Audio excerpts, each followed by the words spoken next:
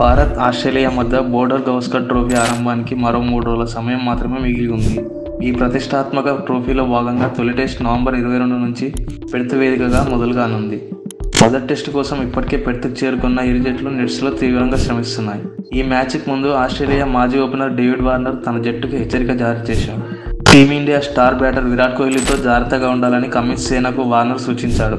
కాగా విరాట్ కోహ్లీ ఆసీస్ గడ్డపై టెస్టుల్లో అద్భుతమైన ట్రాక్ రికార్డు ఉంది. ఆస్ట్రేలియాలో ఇప్పటివరకు 13 మ్యాచ్లు ఆడిన విరాట్ 54.08 సగటుతో 1352 పరుగులు చేశాడు. అతని ఇన్నింగ్స్లో ఏకంగా 6 సెంచరీలు ఉన్నాయి.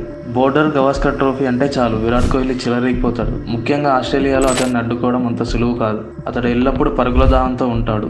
ఆసీస్ గడ్డపై అతన్ని మించిన ఆటగాడు ఇంకొకరు లేరు. విమర్శకుల నోళ్లు ముయించడానికి కోహ్లీకి ఇదే సరైన సమయం. ఈ సిరీస్లో కోహ్లీ నుంచి పెద్ద ఇన్నింగ్స్లు వస్తాయని నేను ఆశిస్తున్నాను. ఆస్ట్రేలియా క్రికెట్ జట్టుకు ఖచ్చితంగా విరాట్ నుంచి ముప్పు పొంచి ఉంది. కోహ్లీ ఫామ్పై పెద్దగా ఆందోళన లేదు. ఎందుకంటే ఇటువంటి పెద్ద సిరీస్లలో ఎలా ఆడాలో కోహ్లీకి బాగా తెలుసు అని హెరాల్డ్ సన్ కాలంలో డేవిడ్ బై రాసుకొచ్చాడు.